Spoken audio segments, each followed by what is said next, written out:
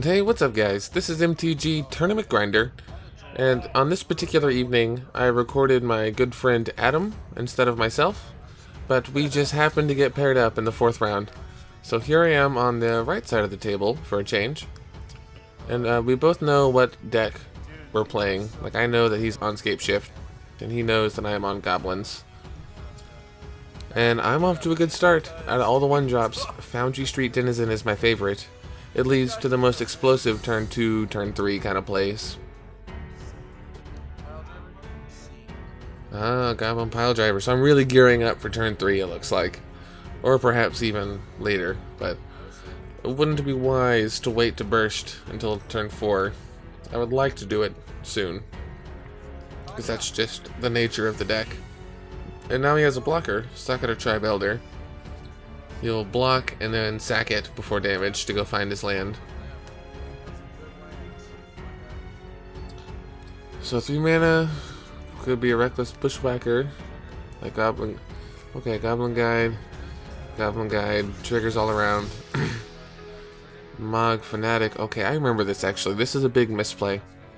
Seems pretty obvious right now. The right line is to swing and then shoot his only blocker with the Mog Fanatic before he has a chance to go to blocks. But instead, of course, I let him go to blocks, and then I realize it, and I'm like, God dang it.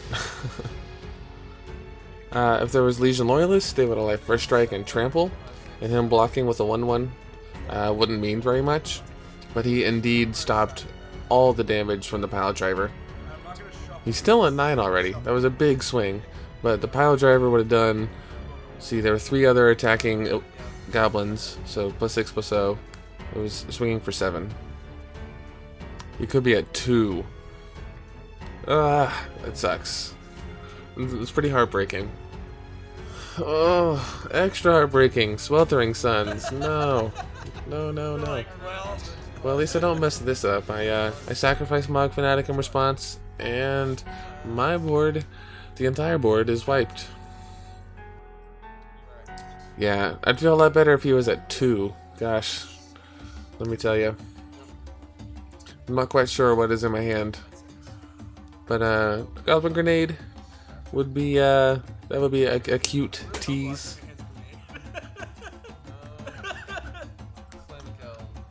Oh, Flame of Killed. I see. Since recording this video, I have actually taken out Flame of Killed. In retrospect, I just don't think it's very good for this deck. By the time I'm empty-handed, I'm wishing I had won already. And in fact, I would have, because look, he's at 6. So he'd be at -1 right now, but I don't think he would have fetched or whatever. Anyways, Flame of Killed. By the time your hand is empty and you're wanting to play it without like punishing yourself too much, that is the point in the game by which time you would like to have won. And then waiting 3 more turns for it to go off, it's like, by definition, it is like I'm on the brink of losing and I'm hoping to bring it back. Speaking of being on the brink of losing, Obstinate Baloth? Is that what that is? Gain 4 life? That is just really, really bad. Any kind of life gain against a mono red deck, kind of like the red deck wins. There's several different variants. There's like Burn. Oh no. Is that death? So 17 from the bolts. Do you know the way? He said, "You do not know the way, my brother," because I asked him, "Are there 2 Valakuts?" So I'm having him show it to me instead of just scooping, because I'm not exactly sure how this combo works. So there's 1 copy of Valakut, and I imagine the other 6 lands. 4, 5, 6. Did he already have a Valakut in play? Is that what that was? Well, yikes. That was Scapeshift doing Scapeshift things. Hopefully there's a game 3. We will have to see at the end of this next game 2. Well, here I am back in game 2, and it looks like I am on a mull to 5, which, with Goblins, does not bode well. I can run out of steam fast enough when I keep a solid 7, but this 5. We'll see how it goes. Although I will say, a tap land and pass is what I want to be seeing with this deck, kind of regardless of what my opponent is piloting. Especially if I'm on the play. So what am I going to follow it up with? Goblin Guide, Legion Loyalist. So go ahead and get that battalion trigger. Doesn't matter now. Again, not a land. So I'm actually off to a really good start, it looks like. Especially considering I'm old to 5. I guess the difference is I had 1 card in hand, now 2. I should have had 3 cards in hand, now 4. Yeah. And I drew a land, so that's a pretty big difference. Haha. Not gonna make the same mistake twice, like I did in game 1. The Mog Fanatic has been sacked before blockers, ladies and gentlemen. Although I don't think it makes nearly as big a difference this time around. Like, I didn't untap with a Goblin Pile Driver this time, so. But still, the message is clear. Revenge! I'm so cheesy. Summoners backed. Surprise, surprise. Hobson and Baloth. My soul is crushed. How unfortunate for me. But honestly, he's at 12. Oh, I was just doing math to see if I could just swing around the 1 Baloth, but another Baloth. That makes that quite unfortunate.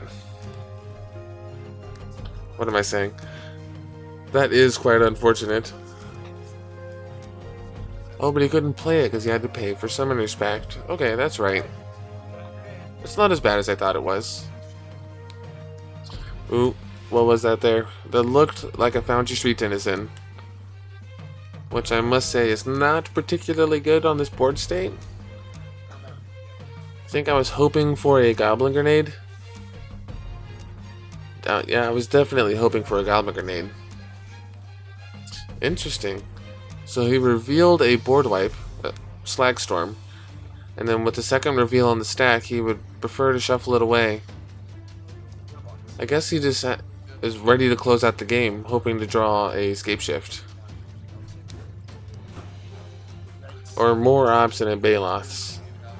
I feel like a board wipe is pretty good, but I'm empty-handed, or rather, now I'm empty-handed, with only a few creatures on board.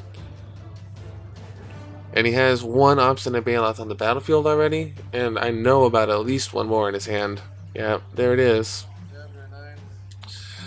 Youch. That is disheartening, I must say. To be on the Goblins side of the battlefield right now, it's not looking good. But hey, I mean, Mog War Marshal. Nice 2 for 1, 3 for 1. Except it won't actually be trading off with any of his creatures. It just makes 3/1/1s. I don't know if that counts as a 3 for 1. Yeah, honestly, I think it's kind of just a miracle that he didn't have Scapeshift in his opener, or hasn't drawn it since. Usually, this late into the game, this many Search for Tomorrow's in, I'm dead. Okay, Bushwhacker kicked. So he has 3 blockers. He's definitely going to block the Foundry Street. He's definitely going to block the Legion Loyalist, because it's good. First strike is pretty relevant. And then, yeah, out of those, it doesn't matter. So take 4. Those die. Bushwhacker lives because the Tribe Elder was sacked before damage, and he goes back to 5. So I'm back within top deck range in the form of a Goblin Grenade. If I draw a Goblin Grenade, I have Goblins, and he is at 5. So I don't want to get my hopes up. I really don't remember how this ends.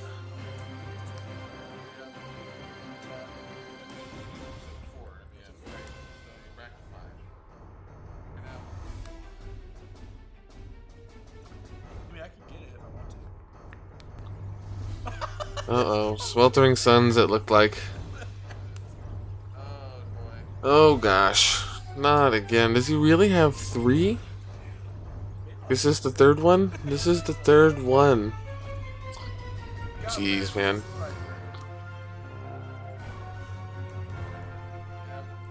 Or is that the 4th? I'm not even sure. He's got all the mana in the world right now. Yeah, so he can play it this turn and still pay for the 1 pact next turn.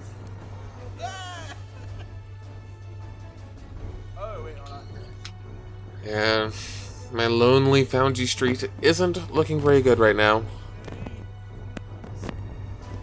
Oh, he almost forgot to pay for back there. If this was a GP and we had big money on the line, I might rules lawyer someone who is beating me this bad. No, that's not true. I would not do that. It's an easy thing to forget. Honestly, if he didn't even pay for it at all, I would have forgotten. So good on you, Adam, for remembering. Yeah.